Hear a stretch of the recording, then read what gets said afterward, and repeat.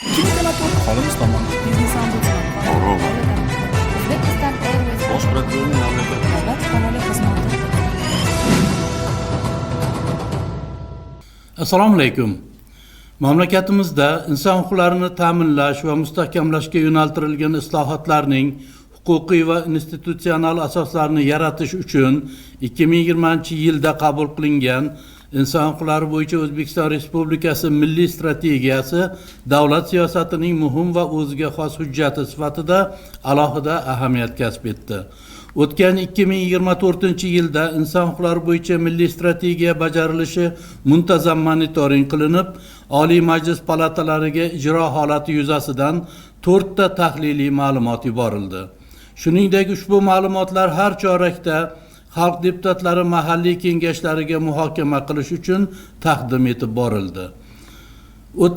Xususan Qoraqalpog'iston Respublikasi Juqorg'i Kengesi hamda xalq deputatlari Surxondaryo, Navoiy, Farg'ona, Xorazm viloyatlari kengashlari yig'ilishlarida inson huquqlari bo'yicha milliy strategiya ijrosi yuzasidan muhokamalar o'tkazildi. Birlashgan Millatlar Tashkilotining ustav organlari va shartnomaviy qo'mitalari hamda boshqa mexanizmlarining tavsiyalarini amalga oshirish maqsadida 2024-yilda Oliy Majlis palatalari tomonidan tasdiqlangan 6 ta milliy harakatlar rejasi ijrosi bo'yicha izchil nazorat amalga oshirildi.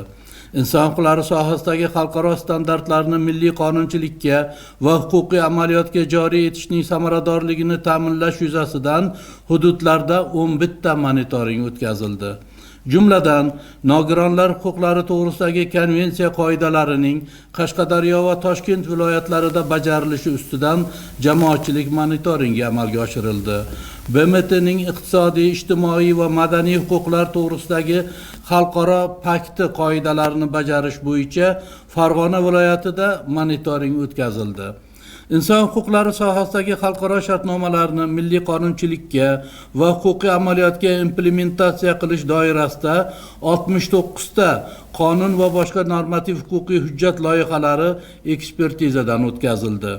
Konstitutsiyaviy sudning 2024-yil 23-iyulda bo'lib o'tgan sud majlisida Milliy markazning murojaati bo'yicha O'zbekiston Respublikasining Konstitutsiyaviy sudi to'g'risidagi Konstitutsiyaviy qonunning 86-moddasi 1-qismiga sharh berish haqidagi masala ko'rib chiqildi.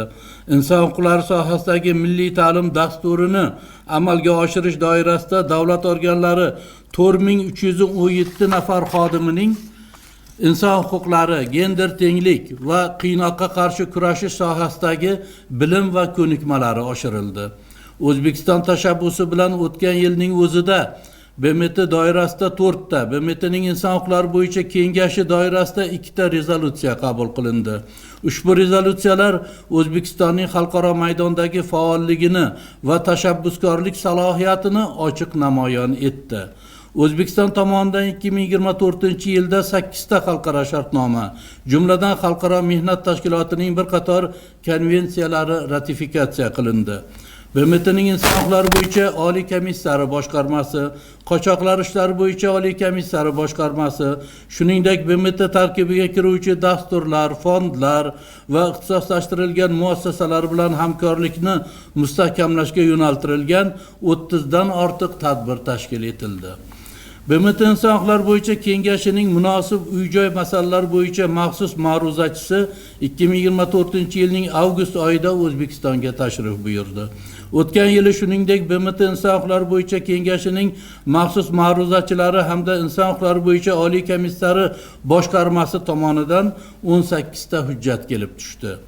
Jeneva shahrida 2024-yil 22-mart kuni bo'lib o'tgan BMT inson huquqlari bo'yicha kengashining 55-sessiyasi doirasida universal davriy hisobot bo'yicha O'zbekistonning 4-davriy ma'ruzasi tasdiqlandi. Milliy markaz tomonidan maxsus ma'ruzachi hamda universal davriy hisobot tavsiyalarini amalga oshirish bo'yicha yo'l xaritalari tayyorlandi. Ayni vaqtda inson huquqlari bo'yicha O'zbekiston Respublikasining 2030-yilgacha bo'lgan milliy strategiyasi loyihasi ishlab chiqildi.